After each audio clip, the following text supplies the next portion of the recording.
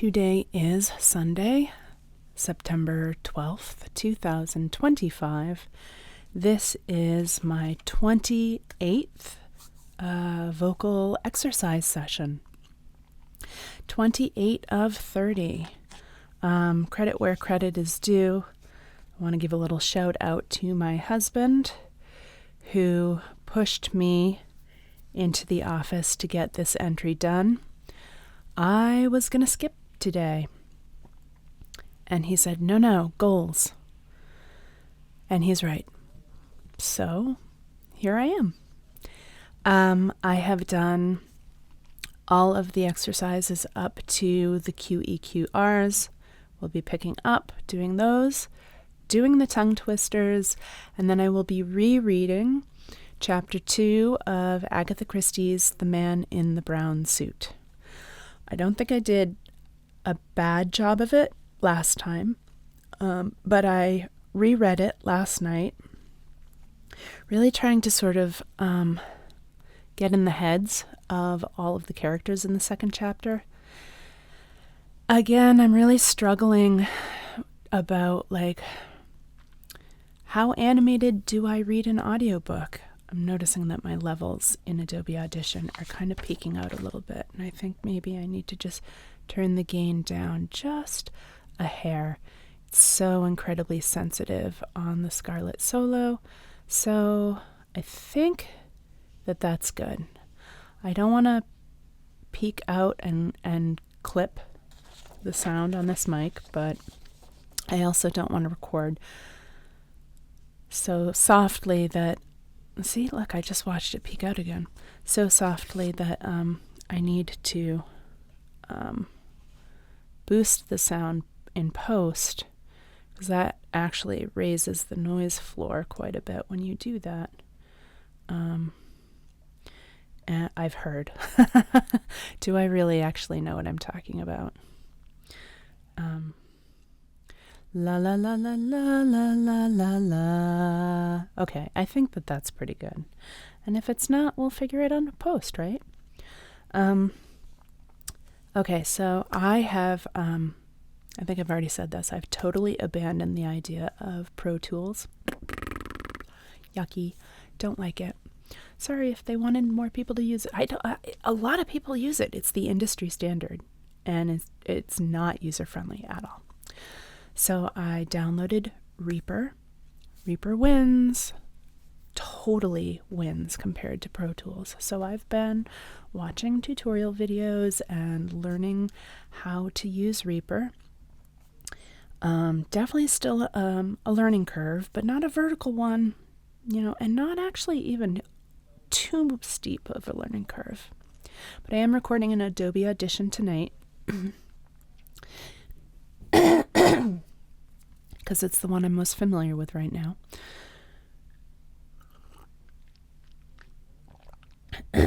Sticking with the Scarlet Solo as my interface, and of course my Bi-Fei Lee C414, because this is literally the only condenser mic I own. No, that's not true. I also own a Blue Yeti. This is the only XLR mic that I own. All right, let's get back to it with the QEQRs. QEQR, QEQR, QEQR, QEQR, QEQR, QEQR,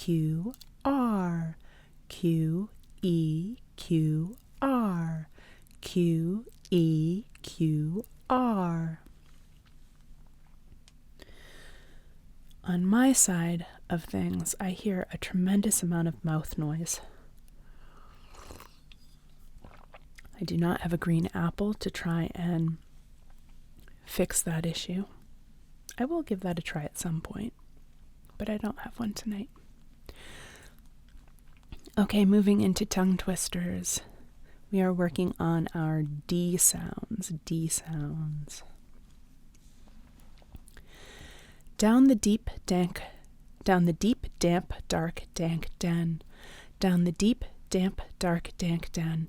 Down the deep, dank, dark, dank den. Down the deep, dank, dark, dank den. Down the deep, dank, dark, dank den. Down the deep, dank, dark, dank den. Down the deep, dank, dark, dank den. Down the deep, dank, dark, dank den. Down the deep, dank, dark, dank den. Down the deep, dank, dark, dank den. Down the deep, dank, dark, dank den. Down the deep, dank, dark, dank den. How much dew could a dewdrop drop if a dewdrop did drop dew? How much dew could a dewdrop drop if a dewdrop did drop dew? How much dew could a dewdrop drop if a dewdrop did drop dew? How much dew could a dewdrop drop if a dewdrop did drop dew? How much dew could a dewdrop drop if a dewdrop did drop dew? I'm messing up as I try to say it faster and faster. How much dew could a dewdrop drop if a dewdrop did drop dew? I'm just going to move this mic a little bit because I tend to lean forwards. A little bit as I speak, so pushing the mic back just a little.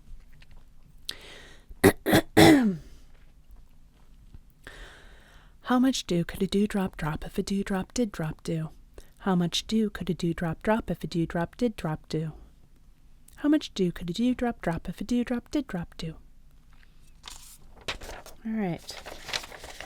Next up is working on our F sounds. F sounds. Four furious friends fought for the phone. Four furious friends fought for the phone. Four furious friends fought for the phone. Four furious friends fought for the phone. Four furious friends fought for the phone. Four furious friends fought for the phone.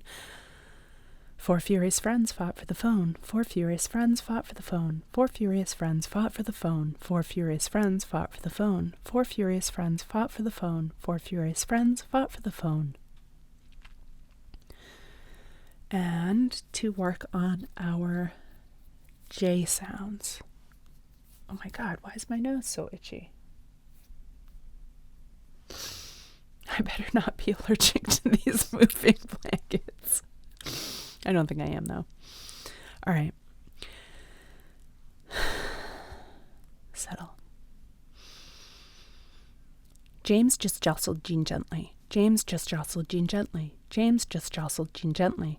James just jostled Jean gently. James just jostled Jean gently. James just jostled Jean gently. James just jostled Jean gently. James just jostled Jean gently. James just jostled Jean gently. James just jostled Jean gently. James just jostled Jean gently.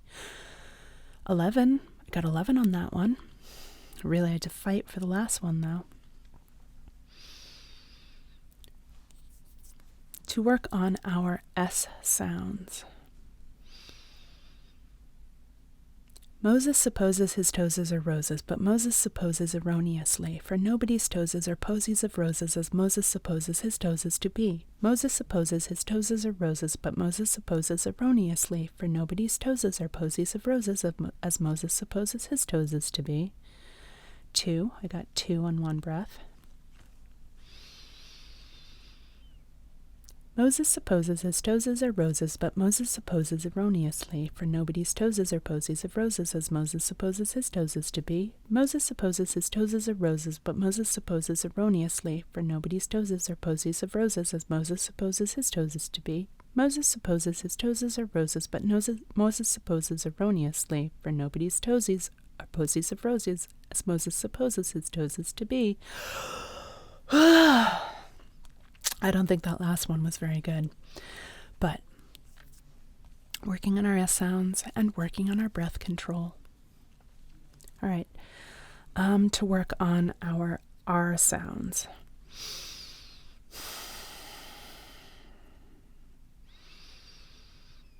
If you must cross a course-cross cow across a crowded cow crossing, cross the cross-course cow across the crowded cow crossing carefully. If you must cross a course-cross cow across a crowded cow crossing, cross the cross-course cow across the crowded cow crossing carefully. If you must cross a course-cross cow across a crowded cow crossing, cross the cross-course cow across the crowded cow crossing carefully. 2, I said it twice. All right, keep going. Try it again. If you must cross a course-cross cow across a crowded cow crossing, cross the cross-course cow across the crowded cow crossing carefully. If you must cross a cross-course cow across a crowded cow crossing, cross the cross-course cow across the crowded cow crossing carefully. If you must cross a course-cross cow across a crowded cow crossing, cross the cross-course cow across the crowded cow crossing carefully. I have to stop trying to push myself. Or though, you know what? Maybe that's exactly what I need to do, is try to like push myself until I'm completely out of air. Maybe that's how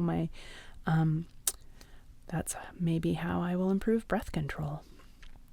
I don't know. I'm making this all up.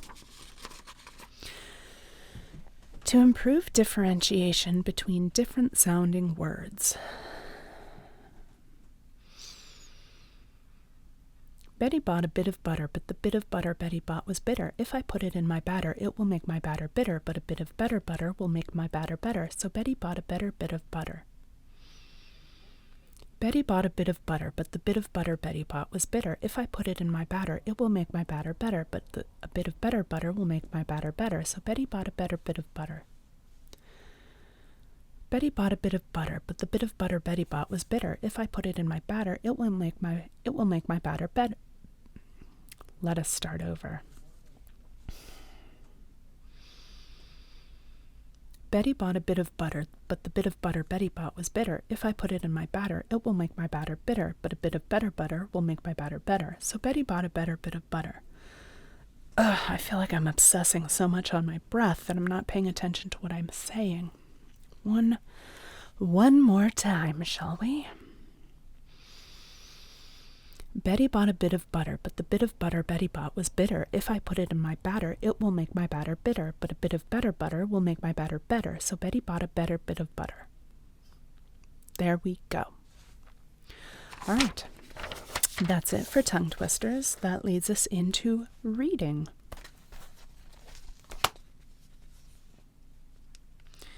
Turning on my Kindle. Here we go. So, last night I said I wanted to work on pacing, and then I feel like as I was reading, I forgot about pacing. So, I'm reminding myself again, pacing first. Pacing. I'm worrying less about breath control when I'm reading. Just trying to slow myself down, speak clearly. I don't know how much emotion to put into this. I was thinking maybe try for a more conversational tone, but honestly, I don't even really know how to do that. It'll come with experience, I suppose, if I keep at this, and if I ever connect with a vocal coach, that is, I'm sure, something that they will help me work on and give me advice about, and tips and tricks on how to do it.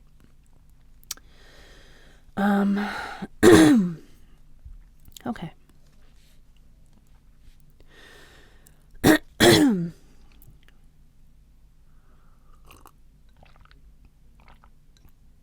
Maybe brushing your teeth right before you do these isn't the best thing to do.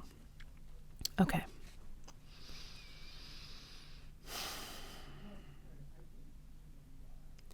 The Man in the Brown Suit by Agatha Christie. Chapter 2. Everyone was very kind to me. Dazed as I was, I appreciated that. I felt no overwhelming grief. Papa had never loved me. I knew that well enough. If he had, I might have loved him in return. No, there had not been love between us. See, I'm going to start over because I immediately forgot about pacing. Okay, starting over from scratch. Pacing. The Man in the Brown Suit by Agatha Christie. Chapter 2. Everyone was very kind to me. Dazed as I was, I appreciated that. I felt no overwhelming grief. Papa had never loved me. I knew that well enough. If he had, I might have loved him in return. No, there had not been love between us, but we had belonged together, and I had looked after him, and had secretly admired his learning and uncompromising devotion to science. And it hurt me that Papa should have died just when the interest of life was at its height for him. I would have felt happier if I could have buried him in a cave, with paintings of reindeer and flint implements, but the force of public opinion constrained a neat tomb with marble slab in our hideous local churchyard. The vicar's consolations, though well-meant, did not console me in the least. It took some time to dawn upon me that the thing I had always longed for, freedom, was at last mine. I was an orphan, and practically penniless, but free. At the same time, I realized the extraordinary kindness of all these good people. The vicar did his best to persuade me that his wife was in urgent need of a companion's help. Our tiny local library suddenly made up its mind to have an assistant librarian. Finally, the doctor called upon me, and after making various ridiculous excuses for failing to send a proper bill, he hemmed and hawed a good deal and suddenly suggested I should marry him. I was very much astonished. The doctor was nearer 40 than 30, and a round, tubby little man.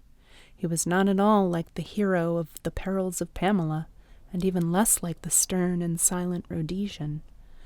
I reflected for a minute, and then asked why he wanted to marry me.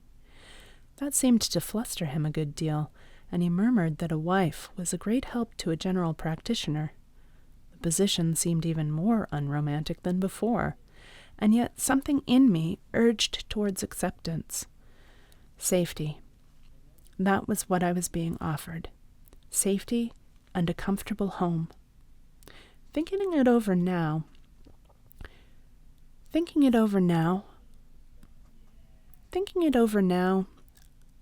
I believe I did the little man an injustice. He was honestly in love with me, but a mistaken delicacy prevented him from pressing his suit on those lines. Anyway, my love of romance rebelled. "It's extremely kind of you," I said, "but it's impossible. I could never marry a man unless I loved him madly." "You don't think—" "No, I don't," I said firmly. He sighed. "But my dear child, what do you propose to do?" "Have adventures and see the world," I replied without the least hesitation. "Miss Anne, you are still very much a child. You don't understand. The practical difficulties? Yes, I do, Doctor. I'm not a sentimental schoolgirl. I'm a hard-headed, mercenary shrew. You'd know it if you married me." "I wish you would reconsider." "I can't." He sighed again. "I have another proposal to make. An aunt of mine who lives in Wales is in want of a young lady to help her. How would that suit you?" "No, Doctor. I'm going to London. If things happen anywhere, they'll happen in London. I shall keep my eyes open, and you'll see, something will turn up. You'll hear of me next in China or Timbuktu." My next visitor was Mr. Fleming, Papa's London solicitor. He came down specially from town to see me. An ardent anthropologist himself, he was a great admirer of Papa's work. He was a tall, spare man with a thin face and gray hair. He rose to meet me as I entered the room, and taking both hands in mine, patted them affectionately. "My poor child," he said. "My poor, poor child." Without conscious hypocrisy, I found myself assuming the demeanor of a bereaved orphan.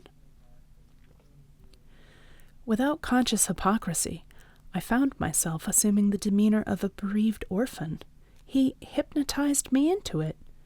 He was benignant, kind, and fatherly, and without the least doubt, he regarded me as a perfect fool of a girl left adrift to face an unkind world. From the first, I felt that it was quite useless to try and convince him of the contrary. As things turned out, perhaps it was just as well I didn't. "My dear child, do you think you can listen to me whilst I try to make a few things? My dear child, do you think you can listen to me whilst I try to make a few things clear to you?" "Oh, yes." "Your father, as you know, was a very great man. Prosperity will appreciate him, but he was not a good businessman. I knew that as well, if not better than Mr. Fleming, but I restrained myself from saying so. He continued, I do not suppose you understand much of these matters. I will try to explain them as clearly as I can. He explained at unnecessary length. The upshot seemed to be that I was left to face life with the sum of £87. What is it? Hold on. Pounds. I looked this up. It was pounds, shillings, and pence. Pounds, shillings, and pence. Okay, we've got it. The upshot seemed to be that I was left to face life with the sum of £87, 17 shillings, and 6 pence. It seemed a strangely unsatisfying amount. I waited in some trepidation for what was coming next. I feared Mr. Fleming would be sure to have an aunt in Scotland who was in... I feared that Mr. Fleming would be sure to have an aunt in Scotland who was in... I feared that Mr. Fleming would be sure to have an aunt in Scotland who was in want of a bright young companion. Apparently, however, he hadn't. The question is, he went on, the future. I understand you have no living relatives? I'm alone in the world, I said, and was struck anew by my likeness to a film heroine. Do you have friends? Everyone has been very kind to me, I said gratefully. Who would not be kind to one so young and charming? Said Mr. Fleming gallantly. Who would not be kind to one so young and charming? Said Mr. Fleming gallantly. Well, well, my dear, we must see what can be done. He hesitated a minute and then said, Supposing, how would it be if you came to us for a time? I jumped at the chance. It's awfully kind of you, I said. Might I really? Just while I'm looking around? I must start out to earn my living, you know. Yes, yes, my dear child, I quite understand. We will look round for something suitable. I felt instinctively that Mr. Fleming's idea of something suitable and mine were likely to be wildly divergent, but it was certainly not the moment to air my views. That is settled, then. Why not return with me today? Oh, thank you, but will Mrs. Fleming? My wife will be delighted to welcome you. I wonder if husbands know as much about their wives as they think they do. If I had a husband, I would hate him for bringing home orphans without consulting me. We will send her a wire from the station, continued the lawyer. My few personal belongings were soon packed. I contemplated my hat sadly before putting it on. It had originally been what I call a merry hat, meaning by that the kind of hat a housemaid ought to wear on her day out, but doesn't. A limp thing of black straw with a suitably depressed brim.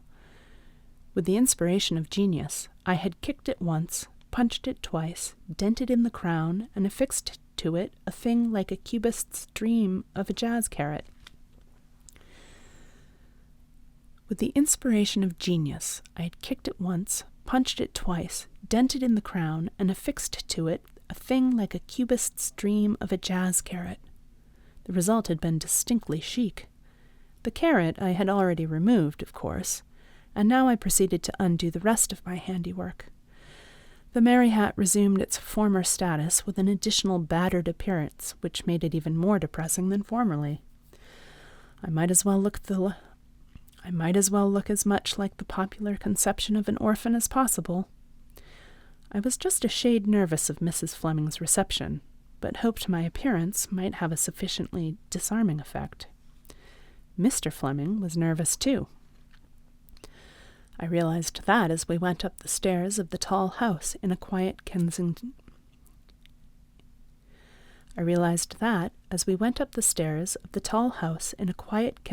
Square. Mrs. Fleming greeted me pleasantly enough. She was a stout, placid woman of the good wife and mother type. She took me up to a spotless chintz-hung bedroom, hoped I had everything I wanted, informed me that She took me up to a spotless chintz-hung bedroom, hoped I had everything I wanted, informed me that tea would be ready in about a quarter of an hour, and left me to my own devices. I heard her voice slightly raised as she entered the drawing-room below on the first floor. "Well, Henry, why on earth—" I lost the rest, but the acerbity of the tone was evident. A few minutes later, another phrase floated up to me in an even more acidic voice. "I agree with you. She is certainly very good-looking." It really is a very hard life. Men will not be nice to you if you are not good-looking, and women will not be nice to you if you are. With a deep sigh, I proceeded to do things with my hair. I have nice hair. It is black, a real black, not dark brown, and it grows well back from my forehead and down over the ears. With a ruthless hand, I dragged it upwards. As ears, my ears are quite all right, but there is no doubt about it. Ears are démodé nowadays. They are quite like the Queen of Spain's legs in Professor Peterson's young day. When I had finished, I looked almost unbelievably like the kind of orphan that walks out in a queue with a little bonnet and red cloak. I noticed when I went down that Mrs. Fleming's eyes rested on my exposed ears with quite a kind glance. Mr. Fleming seemed puzzled. I had no doubt that he was saying to himself, "What has the child done to herself?" On the whole, the rest of the day passed off well. It was settled that I was to start at once to look for something to do. When I went to bed, I stared earnestly at my face in the glass. Was I really good-looking? I honestly couldn't say I thought so. I hadn't got a straight nose. I hadn't got a straight Grecian nose, or a rosebud mouth, or any of the things you ought to have. It is true that a curate once told me that my eyes were like imprisoned sunshine in a dark, dark wood. But curates always know so many quotations and fire them off at random. I'd much prefer to have Irish blue eyes than dark green ones with yellow flecks.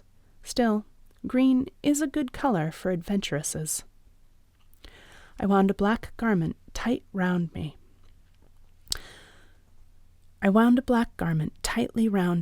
Leaving my arms and shoulders bare. Then I brushed back my hair and pulled it well down over my ears. I put a lot of powder on my face so that the skin seemed even whiter than usual. I fished about until I found some lip salve, and I put oceans of it on my lips. Then I did under my eyes with burnt cork. Finally, I draped a red ribbon over my bare shoulder, stuck a scarlet feather in my hair, and placed a cigarette in one corner of my mouth. The whole effect pleased me very much. "Anna the Adventuress," I said aloud, nodding at my reflection. "Anna the Adventuress, Episode 1, The House in Kensington." Girls are foolish things. That was Chapter 2 of The Man in the Brown Suit by Agatha Christie. That was Chapter 2 of The Man in the Brown Suit by Agatha Christie.